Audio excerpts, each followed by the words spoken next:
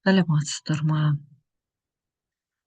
Өтіп кеткен тақырыпта карсттық аймақтардың аңғарлары мен өзендерін қарастырдық.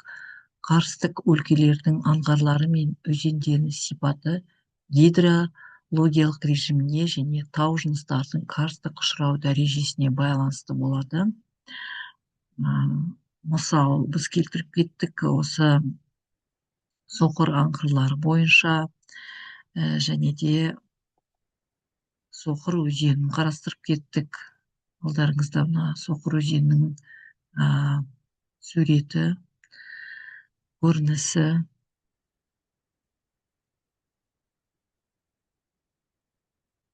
Карст дамуының ең алғашқы мерзімінде жер беті сулары мен жер асты карсттық сулардың ажыратуға болады. Ал карст процесінің ең соңғы сатысында жер асты сулары жер асты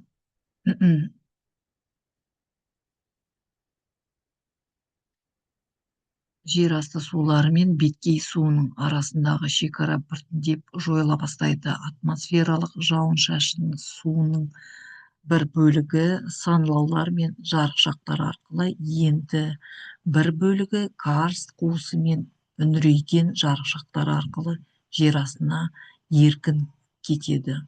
Мұндай жағдайларда карсттық аймақтарға тән соқыр аңғарлар және құр аңғарлар пайда болады. Бұлардың пайда болу себебі өзен бойымен ағып келе жатқан су жолшыбай кездескен арна түбіндегі карсттық жарықшақтарға сіңіп құлап кетеді де әрі қарай жер астындағы қуыстарды бойлай ағады. Кейінірек ағын жер бетіне қайтадан шығып, беттік суға айналып, өзен құрады. Осындай соқыр немесе құр өзендер Қырым түбегінде, Кавказда, Оралда және Орта Азияда кездеседі. Қырымдағы өзеннің су кенеттен жерге сіңіп, жер асты суына айналады, ал үстінде Малта түйіршікті тастардан құралған өзеннің құр арнасы ғана қалады. Шамасы 10 километрге дейін су жер астымен ағады да, одан соң Қарасу деген атаумен қайтадан жер бетіне шығады. Мұндай сулар алғашқы рет Франциядағы Ваклюз жотасында зерттелген, содан бері ондай суларды Ваклюз сулары деп атап кеткен. Мына жерде көріп тұрғандай Ваклюз өзені алдарыңызда. Ваклюз өзенінің көрінісі.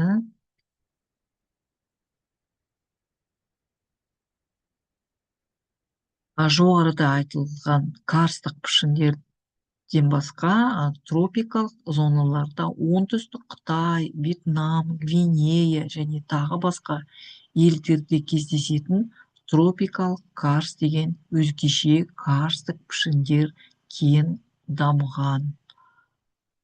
Ары қарай қарастырсақ, жерде тропикалық карсттың даму кезеңдерін мысалға келтіріп кеттік.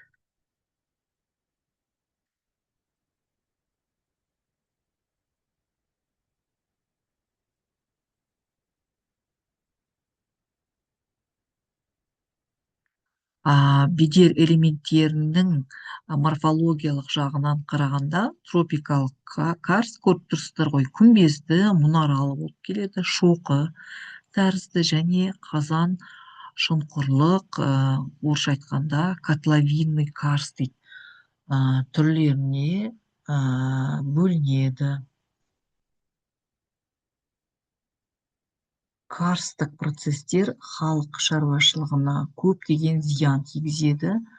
Тұрғын үйлер мен құрылыстардың іргетасының құлау, темір жол төсемінің қирауы, шахталарды су басу кету, су қоймаларындағы сулар астындағы қуысқа сеніп То есть сіңіп кетуі, осылардың барлығы карсттық құбылыстың нәтижесі болып келеді.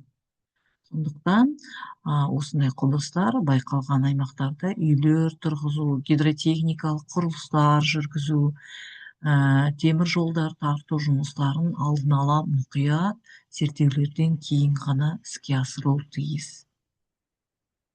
Жалған карст, псевдокарст процестері мен бедер пішіндері алғашқы тақырыбында айтып кеткем сіздерге.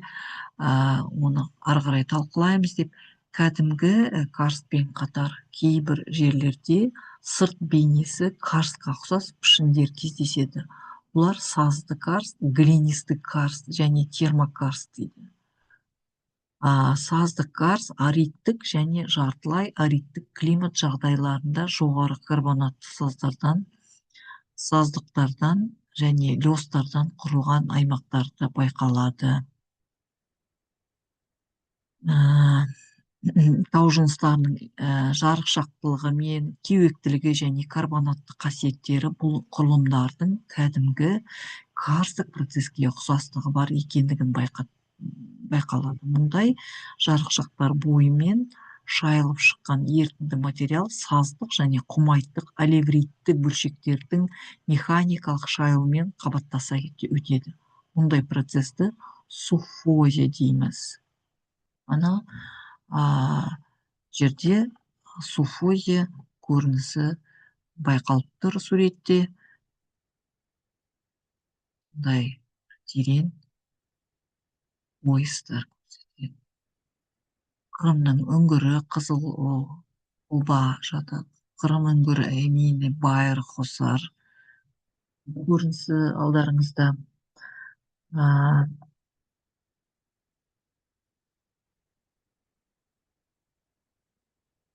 Нақтылы айтқанда ерітінді материалдардың сульфатты және карбонатты тұздардың шаймалауымен және тау жыныстарының өте ұсақ түйірлерінің шайылу нәтижесінде сол топырақтың микроагрегаттық құрылым біргелігінің бұзылуы салдарынан осы өңірде көмкерген жабынды тау жыныстардың отырауы салдарынан жер бетінде әртүрлі тұнық теріс микропішіндер пайда болады. Келесі жолы біз жалғастырамыз тақырыбымызды.